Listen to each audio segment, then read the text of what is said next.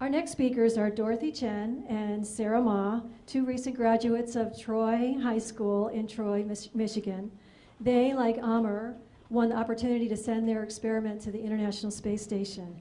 Their experiment investigates the relationship between microgravity, chemical additives, and bacteria.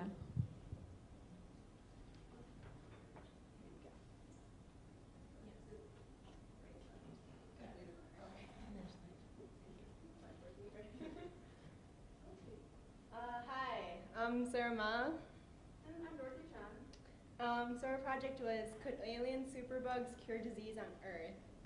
So in other words, it's about the effects of microgravity and inorganic nutrients on the Bacillus subtilis proliferation.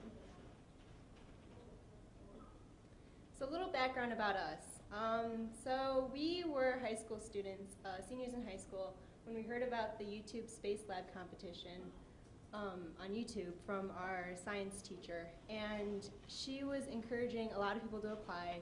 So we were thinking, hey, why not? It's only a 2-minute video. We have time for that. So we just met up after school one day, we talked about it, and we just came up with a experiment for the YouTube SpaceLab competition. And next thing you know, we won, and that's always surprising, but it was great. So we'd like to acknowledge the lab work done by Bioserve Space Technologies with the University of Colorado and the Department of Veterans Affairs Office of Research and Development. So to summarize what we were looking for in this experiment, we wanted to investigate how the growth of this probiotic and gram-positive bacteria, B. subtilis, and specifically we chose the strain QST713 for reasons we'll explain later. And so we wanted to see how this bacteria is affected by both microgravity and by the addition of phosphate or nitrate into its nutrient source. So to come up with this idea, we were inspired by an experiment done on salmonella, actually, by Nickerson through NASA. And this experiment, after salmonella was sent into space, it returned more virulent. What happened was it just killed mice a lot quicker than the ground control. And then so it suggested in the study that the increased virulence was due to low shear conditions. And in addition to just becoming more virulent, it appeared that phosphate inhibited this increase in virulence. So we looked at this bacteria called B. subtilis, which, as I said, is probiotic. And one thing about the salmonella experiment that we thought was interesting was they hypothesized that there's this HFQ gene they called like the master control gene, and they said that maybe this is what caused that increase in virulence.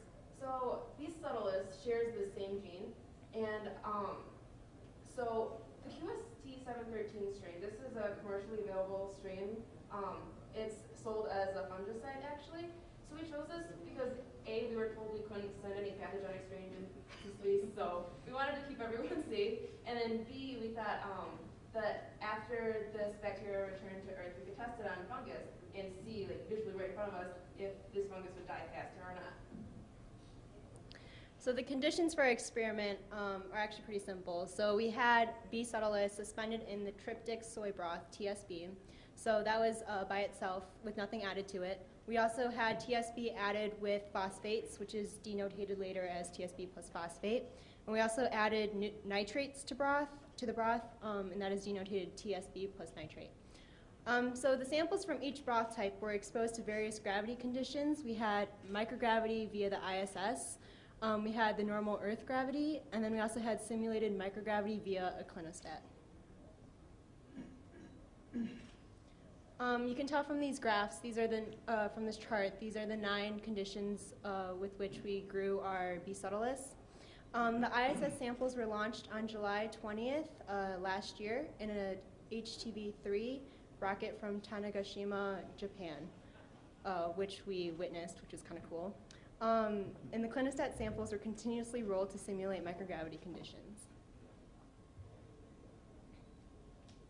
So to prepare the Bacillus subtilis for inoculation, it was grown to a high density and then diluted in PBS. So in this process, there was possibly sporulation just due to the lack of nutrients.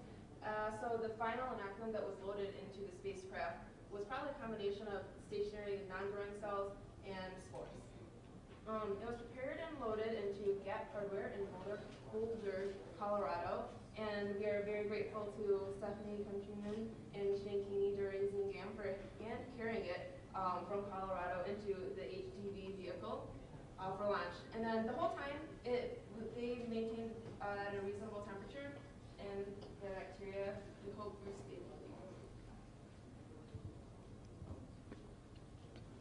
Sorry. Okay. Right. So the apparatus that was used to grow our bacteria, there's this big model called the GAP device. It's a growth operation. I forgot what it's called. Oh yeah, sorry, growth activation pack. And those contained the 8 FPAs, which are the fluids processing apparatuses. So you can tell from the top picture that's one GAP device, and inside in the red tubes that would be like each individual FPA. So the cultures were grown directly in the FPAs, and the growth was initiated by cranking the GAP hardware, which you can tell from the bottom picture, with the cranking the GAP hardware to combine the bacteria in oxygenated broth.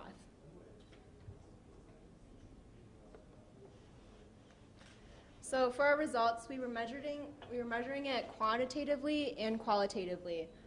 We used a phenol red indicator to use for qualitative analysis. Basically, the lighter color would indicate greater growth. So in these two pictures, the right picture would show greater growth than the left picture. And it was also measured quantitatively with the pH meter. So the starting pH for our broths, you have the TSB broth. It was 7.18, the TSB plus phosphate 6.28, which is slightly more acidic, and TSB plus nitrate, which is 7.2, which is slightly more basic. Okay, so just to run through what we found.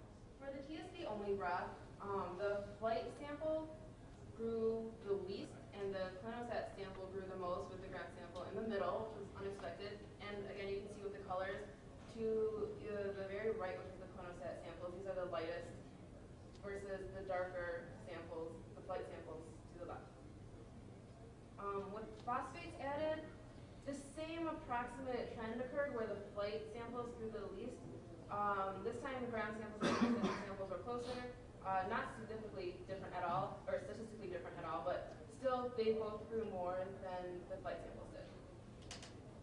And then finally, regarding nitrates, flight samples, this time flight samples grew a little, I mean, depending on how statistically precise you want to get, they grew a little more than the ground samples. And again, we have color indicators to show that result. So this is our data summary. Unlike the previous graphs, this chart shows the mean change in the pH, so the delta pH. As you can tell, the TSBP, which was with the phosphate, inhibited the growth of the B subtilis more than the TSBN with the nitrates. And from the graph on the left, you can tell that space flight really inhibited the growth of it, and it was the exact opposite of what we expected. And the clinostat, surprisingly, with the simulated microgravity, promoted the growth.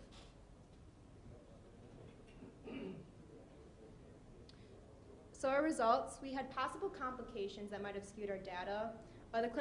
The clinostat continually distributed the oxygen, which is conducive to bacterial growth. So we're not really sure if the data for that would be completely reliable for microgravity conditions. And also there was contamination and leakage of the FPAs. So some of the data may not be reliable. In the results, phosphates seem to inhibit bacterial growth more than nitrates, as I previously mentioned. And strangely, the B subtilis growth seemed to suffer from actual microgravity conditions on the ISS. Strangely, if you can tell, the clinostat samples grew more than the ISS samples, even though they were both technically microgravity conditions. And nitrates seem to be less inhibitory in microgravity as compared to on Earth.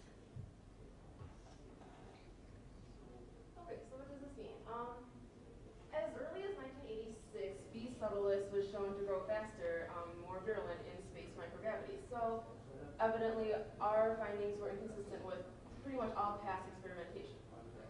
It does appear, though, that microgravity reduced the stress experienced due to added phosphate. As the last graph showed, the ground samples decreased more as a result of phosphate. And additionally, because B. subtilis and Salmonella share the same HFQ gene, it would appear as though the gene does not affect bacterial proliferation at all. However, we use the specialized fungicide strain, QSC713, and we're not sure if specific genes that maybe aren't found in the basic standard strain of B. subtilis, if that would have influenced the growth. Okay, so Sarah and I did our homework, and this, we want to explain how bacteria deals with stress. And this specifically is E. coli, but all of these structures have homologous structures in B. subtilis. So here's an HFQ protein we're talking about. And so HFQ, in addition to various small microRNAs, those are factors in allowing the translation of RPOS, which is mRNA. And then the only reason this is important is because if this is translated, it will give you this stress sigma factor. And what this does is that it allows RNA polymerase to translate a lot of stress-related proteins. And then those are the proteins that would probably be increasing bacterial growth environments. So keep that in mind. Don't call them again. All right, so for our resistance to phosphate and nitrates, we were wondering why was this a discrepancy. So like when the phosphate was added, the bacteria under gravity were consistently more susceptible to the change. And when nitrate was added, the two microgravity samples were again consistent with each other. But this was not the case. In this case, they were less susceptible to the stressor. So basically overall, you had the phosphate and the nitrates. They both changed the pH, and they both altered the environment with which the bacteria grew in, and that we were wondering why this environment would cause the bacteria to grow this way. So the sigma factor that Dorothy was talking about earlier might have a related relation to this.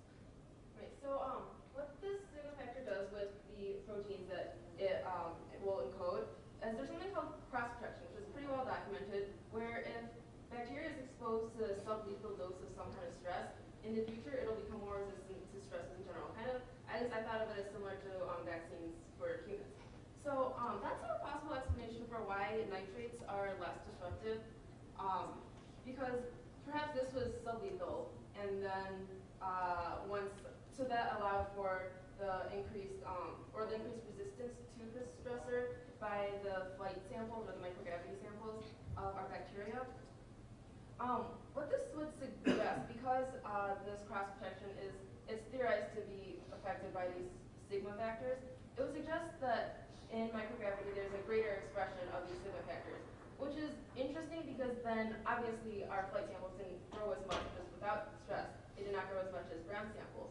So it would suggest that these sigma factors are not related, or at least minimally related, to stress caused by microgravity. And our second theory was that perhaps it's just because the phosphate made the rock more acidic while nitrates made it more basic. Perhaps that was the reason that there's this discrepancy where perhaps microgravity makes B. subtilis more sensitive to acidic conditions, but not basic. So we still had questions about our experiment, like why did the bacteria exhibit less growth on the ISS when we predicted that it would grow more? Is this due to the different genes in the QST713 strain? Should we have used a different strain, or is there something unique about this strain that made it grow this way? And why was B. subtilis in the microgravity affected more by phosphate when Salmonella in microgravity was affected less?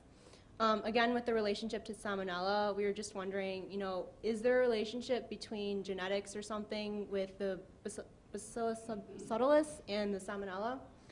And what caused a consistent difference between bacteria susceptibility to nitrate versus phosphate?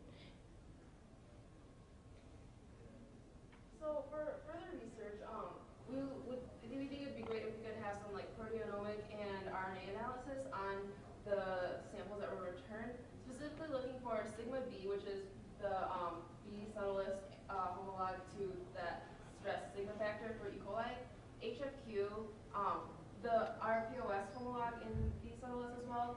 And these last two proteins, YKLA and YKZA, which are those stress proteins that I talked about that the sigma factors create that affect growth, virulence, and resistance. And also, we want to explore the genomic and growth variations between our QST 713 strain and the standard strain, which is just 168. So the impact of our research, even though it didn't go exactly the way that we wanted it to, it still gave us a lot of understanding about the mechanisms with which the microbes respond to stress, and it helps us explore how to replicate these results. Maybe our results are, maybe it was different with our strain, or maybe it was the environment, but maybe there's a way that we could just make the bacteria less virulent in microgravity.